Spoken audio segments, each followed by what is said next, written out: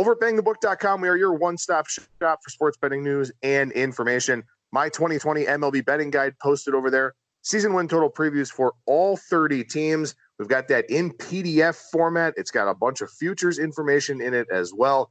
Really, really good piece. Obviously, I'm a little bit biased, but again, I think it's something that can really prepare you nicely for the upcoming Major League Baseball season, as we are exactly 1 month away from opening day. Also over at the website, college basketball, NHL, NBA on the daily, UFC, XFL, NASCAR, all that good stuff over there on a weekly basis as well. Finally, as you know, this and every edition of Bang the Book Radio, presented by our friends over at DSI Sportsbook. BTB and the number 200 is that promo code. 100% deposit match bonus for the sportsbook, 100% deposit match bonus for the live casino at BetDSI. It's only a game until you bet it. Two guests on the program here today, and we start with professional handicapper Bryan Leonard from wagertalk.com. Bryan, how's it going today, man? Hey, everything's going great. And you mentioned your baseball preview, and I've had the ability to run through some of that. It's just an amazing job that you do. It's in reality, it's probably the best baseball annual that I see, because it combines not only obviously the teams, but from a betting angle.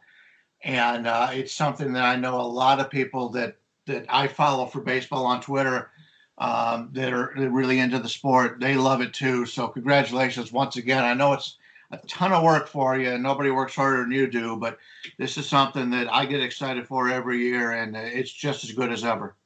Well, I greatly appreciate all the kind words for that. And got to do an hour on VSiN last night, so that was a whole lot of fun. Going to do some Wager Talk stuff with you guys here today. There's a good chance I'll be on the Deep Dive podcast with Whale Capper next week. So, nice to get the guide out there. Nice to be able to promote the fine work that everybody does over at BangTheBook.com. But I know I'm looking forward to the baseball season just as much as you are here. And I guess we'll go ahead and start with some baseball stuff, because you're off to a nice start in spring training here. We talked about some of those things on last week's show, so kudos to you for that. Is there anything that you've kind of picked up on here in spring training so far that maybe concerns you going into the season, or maybe something that excites you going into the season? No, not as of yet. I think we're too early. A lot of the players that are playing are guys that won't be on the team for opening day. So the concerns I would have is pretty much the Yankees starting pitching at this point with everything that's going on with their injuries. But they've got so much hitting on that team, and they'll spend the money to bring somebody in. But that's a huge blow when three of your starting pitchers that you were counting on coming into the season are already gone, and you haven't even played a handful of spring training games at this point. Yeah, that's the things that you want to look for there in spring training. Cluster injuries. I mean, they're such a big deal, and now you don't have Severino. You already didn't have Paxton, who is a guy that he's never going to be a 200 inning guy, never a poster child for good health. Domingo Germán out for the first half of the season with a suspension. Now you kind of get to the point where if a guy like Jonathan Loaisiga gets hurt, or let's say that maybe now they have to accelerate the timeline for a guy like Davy Garcia. And of course, God forbid Garrett Cole get hurt. But, those are things that happen here in spring training. And that's why teams need to get as much depth as possible. Not really a whole lot of free agent starters left out there looking for jobs. So definitely a situation you want to monitor there. And of course, those that have tapped into the betting guide know that the Tampa Bay Rays over 90.5, one of my favorite win totals, like them to win the AL East with some good value there. That price changing a little bit, of course, with those Yankees injuries. But let's talk some AL Central here, as we've got the Twins looking to repeat as the division champions, the Indians hoping to get back to that level, and the White Sox, a team that everybody's kind of talking about based on the pretty good offseason that they had. But let's start with last year's top team, the Minnesota Twins. What are you thinking about the Twins here for this year, Bryan? Yeah, I really like the Twins, and you would think there'd be some regression. And I think there will be from some of the guys last year that had career years. But you look at the moves they made in the offseason, they've done a really nice job. The starting rotation beginning of the year won't be the same as it'll be later in the year. They've got a couple guys that they have brought in the offseason that are going to start the year injured. But, you've got Homer Bailey, who had a season last year where he was actually healthy. I'm not a huge Homer Bailey fan, but he was healthy and he's an innings eater. And when you have an offense like the Minnesota Twins, that's really all you're looking at right now. I've always loved Rich Hill. Rich Hill's one of those guys that seems to be injured. You talked about Paxton. Rich Hill is hurt all the time, but go back and look at what Rich Hill has done when he's been on the field. He's just a tremendous pitcher. And they bring in Kenta Maeda. It'll be interesting to go from one of the weaker hitting divisions that he was in, not only because of the hitters in that division, but just because of the places that they played. Obviously, Arizona using the humidor lately, and you've got the weather in Southern California keeps the ball in the park a little bit. It'll be a little bit different being in this division, but it is this division in the American League, and he's not going to have to play the Yankees and the Boston offenses all the time. He gets to play the Central Division, and there's really not much offense out there other than maybe 2 or 3 guys on the Cleveland Indians that he has to worry about in this division. So you got Trevor May, who I've really liked coming out of the bullpen. He's really had a nice season last year. I love Taylor Rogers. He may have a little regression, but bring in Sergio Romo. This is a bullpen I really think has some talent in it. And, just keep in mind that we normally talk about people look at the short-sightedness of the team, the 25, 26-man team to start the season, but they're set up from a pitching standpoint where they'll have these guys coming in later on in the year. They've got Pineda, who's suspended, but when he's on the diamond and he's healthy, he's a good pitcher. He's somebody that can dominate at times. So I really like this Minnesota pitching staff. And when you take a look at the Twins, that offense has just been terrific. Some of the guys that left are big home run or strikeout guys. And Minnesota's a team, considering as many home runs as they hit, they're very good at not striking out. And, that's a pet peeve of mine is you got so many of these guys now. In Toronto is one of those teams that has been that way. I think they led baseball in that just a few years ago in hitting home runs and striking out. Sure, it's great when you hit the home runs, but you're wasting 3 out of your 4 at-bats when you strike out a lot like that. So I'm liking this Minnesota team. I think there's a lot of talent in it. Sano showed when he's healthy, he could be just as good as he was earlier. And now they bring in Josh Donaldson, who, once again, is one of those players that when he's on the field, he's great, but he has problems staying healthy. Hopefully he'll continue what he did last year. Yeah, there are a lot of things that I like about the Twins, and obviously it's disappointing for me to say that as an Indians fan, and same thing for you, but, we bet with money, not with our hearts here. And, for the Twins, I mean, look, Miguel Sano last year, when he was out there, elite contact metrics, 98th, 99th percentile in terms of exit velocity and hard hit percentage. Nelson Cruz hits the ball very hard. He's usually up there in the top, 5 spots in the leaderboard in terms of exit velocity. Josh Donaldson is another one. There's a very high correlation between offensive success and hitting the ball really hard. And the Twins have a lot of guys that hit the ball really hard. Even a guy like Mitch Garver, who hit a bunch of home runs in about a half season last year. This is a very, very deep 1 through 9 lineup. It's the best lineup in the AL Central by a pretty large margin. So you start looking at the pitching side of things. And one of the things that I like to do, these teams that make a commitment to analytics, like the Brewers, like the Twins have now done, like some of these teams that are out there that have just, hired a bunch of Ivy Leaguers and stuff like that. They find a lot of things that work on the pitching side, whether it's sequencing, whether it's pitch tunneling, whether it's just the quadrants of the zone that you throw to. These teams find ways to upgrade. And last year, one of the biggest areas of upgrade for the Twins on the pitching side was in strikeout percentage. You saw a big jump from a guy like Jake Odorizzi. You saw a guy like Jose Barrios, who wasn't as good in the second half last year, but his strikeout percentage went up. The bullpen missed a lot more bats. You mentioned guys like Rogers and May. Tyler Duffy had a swinging strike percentage over 15%. That's what you do. You just mentioned it. Teams hit for power, but teams that strike out a lot, it can hurt them negatively. If you're a pitching staff that can rack up the strikeouts, obviously that helps you in a big way. So the Twins are going to hit a lot of balls hard. I think they'll have the biggest gap between their hard hit percentage and opponents' hard hit percentage.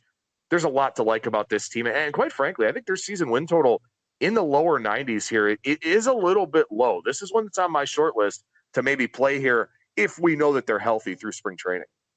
Yeah, I think the Twins to win the division is pretty cheap, to be honest with you, because I'm not as high on Cleveland as some others. And obviously, we take a look at the rest of the division. The White Sox are a team that'll be better. But overall, this is by far the easiest division in baseball. The Indians have lived off of that for the last, 5 6 years. And when you take a look at how teams have done, the elite teams in this division, Minnesota dominated last year. Cleveland has dominated this division in the past.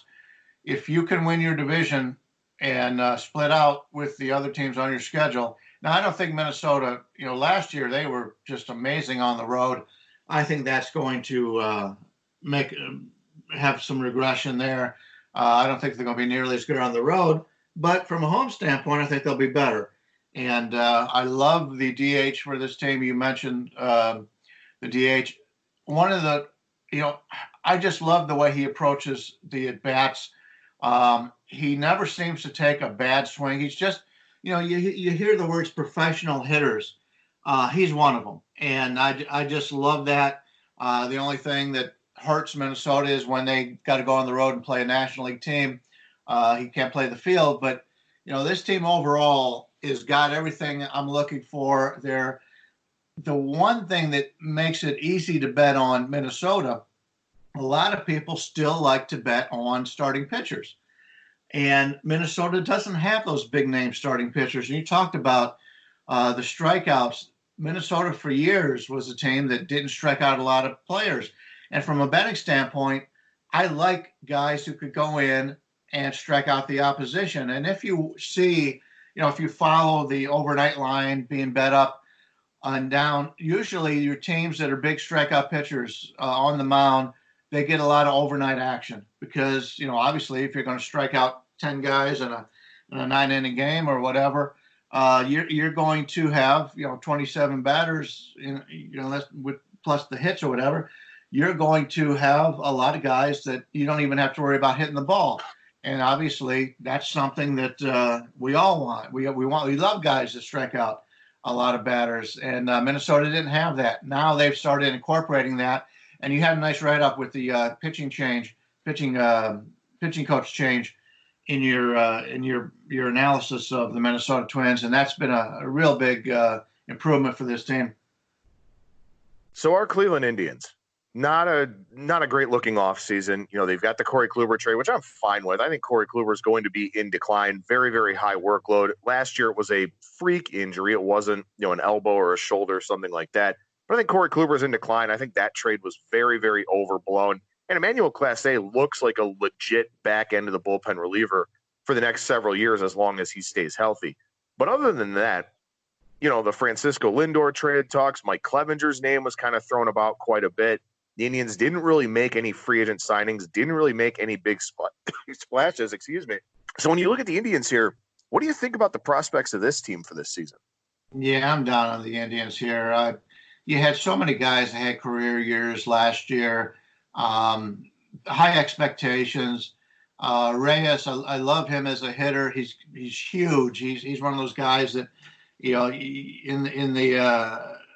in the era that we're in, he could have a check swing, hit it out of the park. He's just that strong, but he still strikes out a lot. And you've got Santana that they brought in, which I thought was a nice addition. He'll probably DH most of the time. He's another big strikeout guy. And you take a look at the rest of the outfield. I like Mercado. Mercado's a good all-around player, but they've got guys. What I do like for the Indians is the coaching staff and Terry Francona. He likes to play the bench guys, which is fine as long as you've got decent bench guys. Well, they've got guys that they can rotate lefty versus righty all over this diamond, which I like. So you're not as dependent on certain players as a lot of teams are, but still, if Lindor and Ramirez go down, that's a major problem with this team. Carlos Santana coming off a career year. I do love the Cesar Hernandez coming in at second base because obviously, Jason Kipnis is at the downside of his career, and he just would not change his pull. He would try to pull. What really bothers me is when guys get pitches on the outside of the plate with a runner on first base, and instead of going with the pitch, they decide to pull it and obviously hit into double plays. Certain players will learn from that. Other players just continually do it. Lindor is one that did it. You take a look at the rotation. Love Clevenger.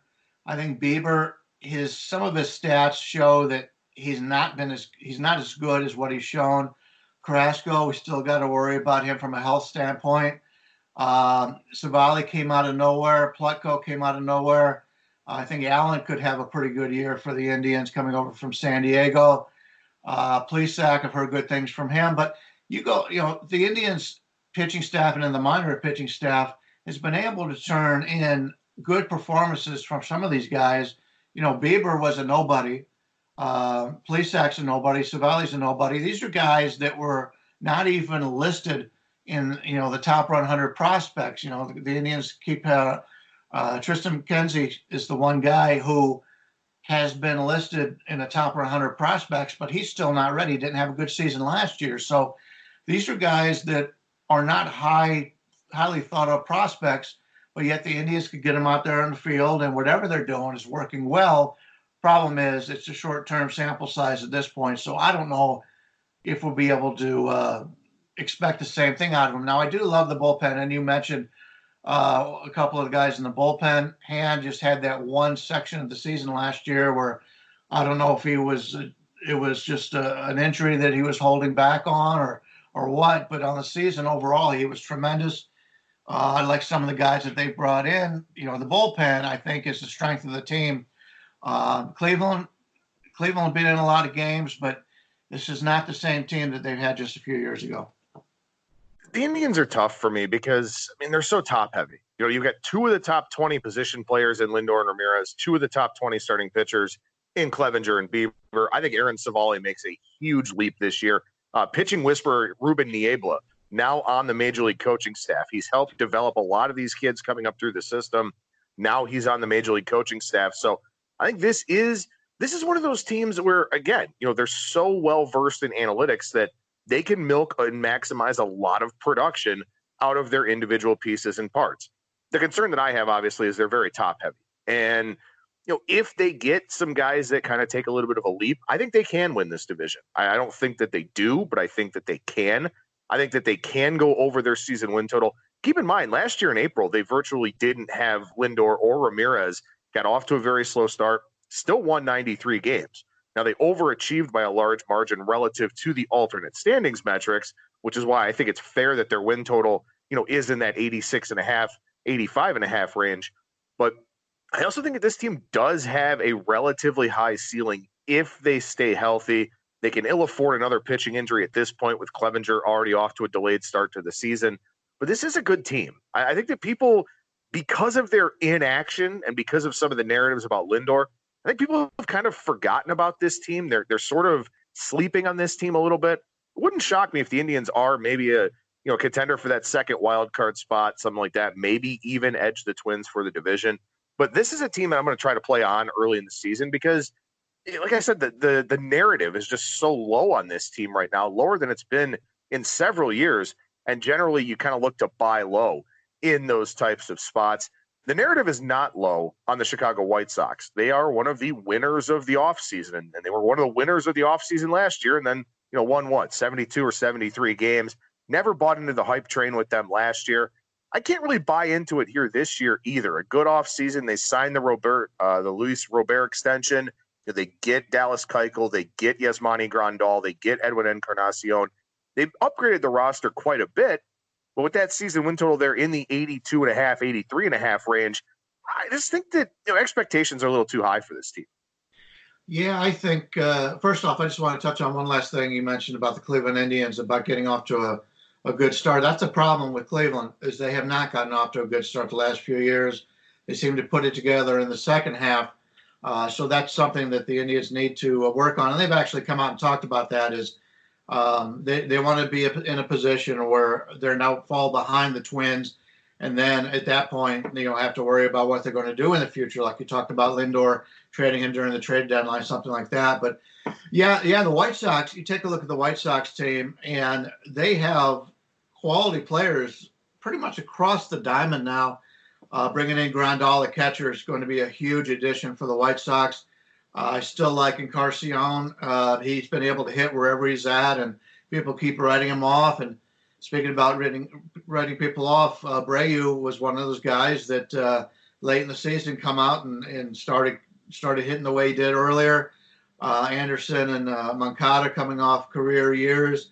And you got to like that young outfield they've got there. They bring in Mazzara, who's really never lived up to the hype for himself, but he's a quality player. He's not a bad. I mean, he's like an average player out in the field, and that's better than what the White Sox has done in the past. Hopefully Engel won't be able to get too many at bats. I could never understand why this guy was on the major league roster. He didn't do anything except for play some decent defense at center field. But we've got some good young players there. I like the back end of the bullpen with Colomé, Bummer, and Shishak.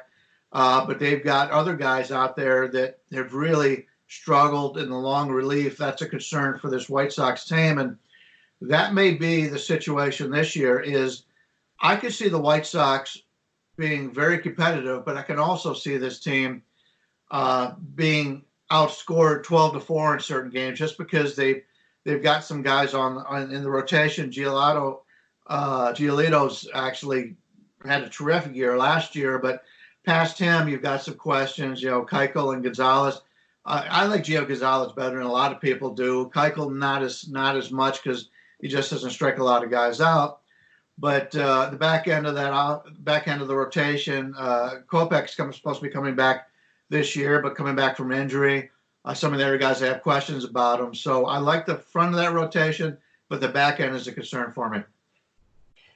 Yeah, that's the thing is there's not a whole lot of depth on the pitching side for the White Sox. And, they've got some young guys. Eloy Jimenez showed some flashes last year, did have some injury problems. Robert that I mentioned, he's a guy that has a pretty high ceiling. Nick Madrigal is a guy that gets on base a ton, doesn't hit for a whole lot of power, but, a guy that makes a lot of contact. They are taking a contact-based approach as much as they possibly can. And, something that worked out for them last year with a guy like Tim Anderson, a guy like Yohan Moncada. Moncada, the highest batting average on balls in play since 1977 last year. So I am looking for regression out of him, looking for regression out of Anderson. I just don't think that this White Sox team has a particularly high ceiling. The under for Chicago is kind of on my short list here as far as some season win totals go. But to finish up this Central Division discussion, Brian, I know that you tend to be an underdog player. When you talk about Major League Baseball, you kind of look for those plus money prices that are out there. The Royals and the Tigers will be underdogs a lot this season. Any semblance of hope for those two teams? Well, when you're looking at them early in the season, because a lot of teams will, basically take a look at them and expect to get a victory, I think there's going to be some value coming into the season on them both. But as for something that you can rest your head on for the season, I'm not there.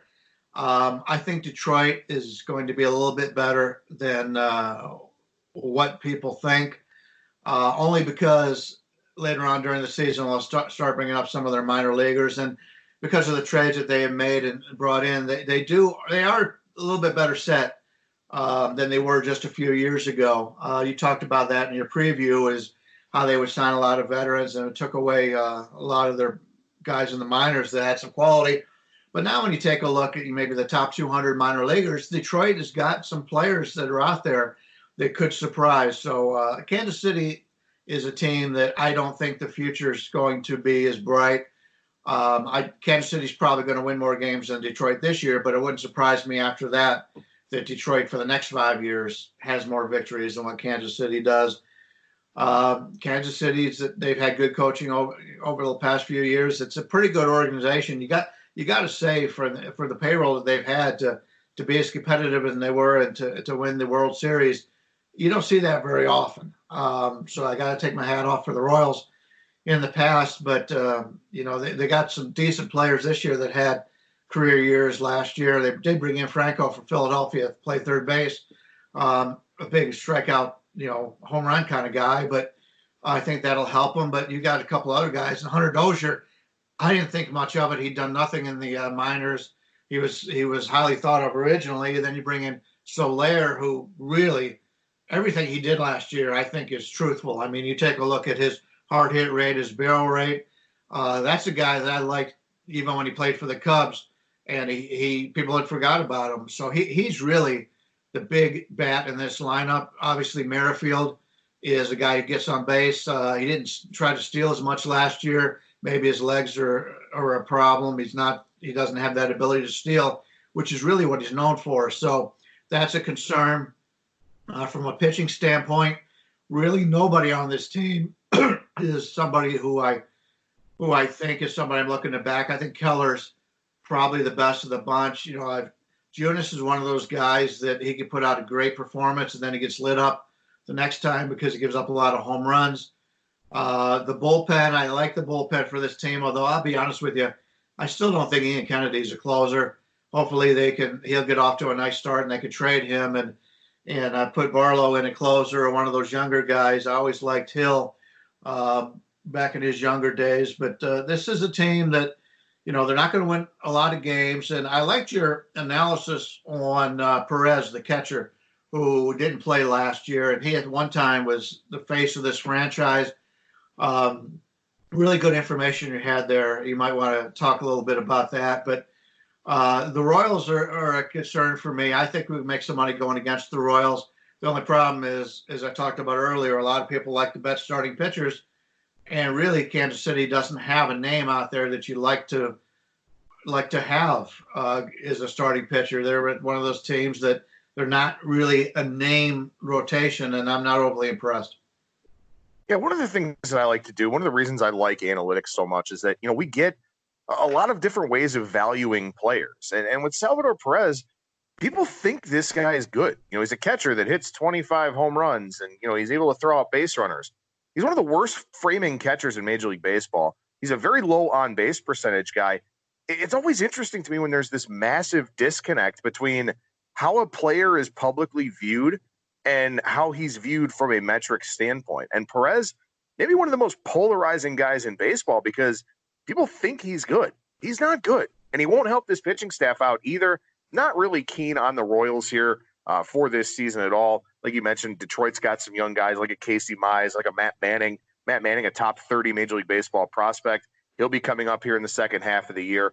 Big ballpark at Comerica. So I'll look to play some unders with the Tigers probably later on this season when they trade away some of those veteran bats and bring up some of those young arms. But as far as a season-long standpoint goes, not going to be too invested in that one. I will talk AL West tomorrow on the Bettors Box for our regular listeners out there. So make sure you tune in for that. And of course, Brian's referenced the guide a few times. I'm going to pat myself on the back about it a little bit here as much as I can on the show.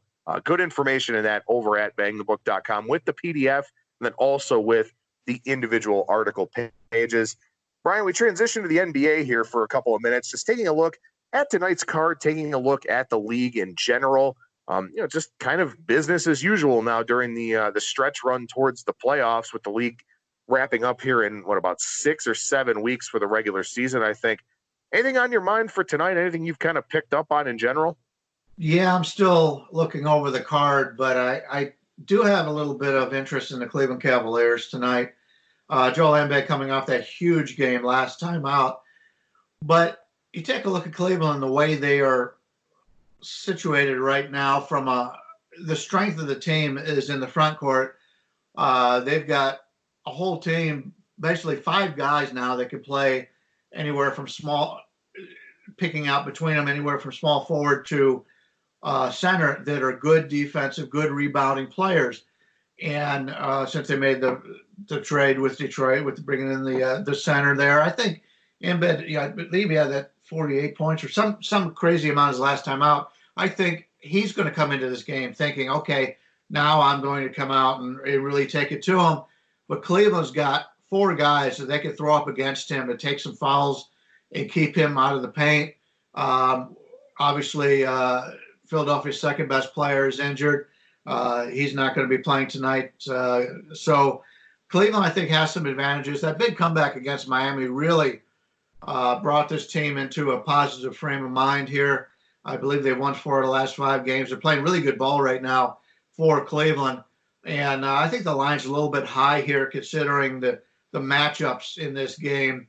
The guard play's been a little bit better for Cleveland lately. Garland's a guy that, the brass loves, but he hasn't had many assists. Well, over the last 10 games, 14 games, he's actually starting to pile up the assists. So he's starting to get in the feel of being a point guard in this league. And when you've got big men that can, the pick and roll, that kind of thing, that's really what Cleveland is looking to play on right now. 7.5 looks kind of high for me. I'll probably be on the Cavaliers tonight.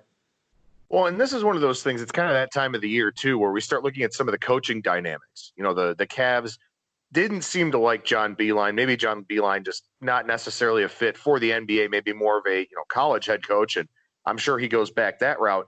But now you've got some questions where you've got teams maybe playing for a lame duck head coach, maybe trying to save a head coach, something like that.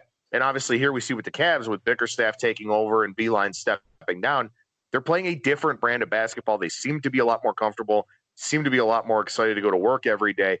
And we're seeing the impact that has on the results. So, again, as always, I think the NBA just so much of a situationally based league, so much based on, kind of the newsworthy tidbits, the things that are going on. But now that we've got about 6 or 7 weeks left in the regular season, those coaching dynamics could kind of come into play a little bit more.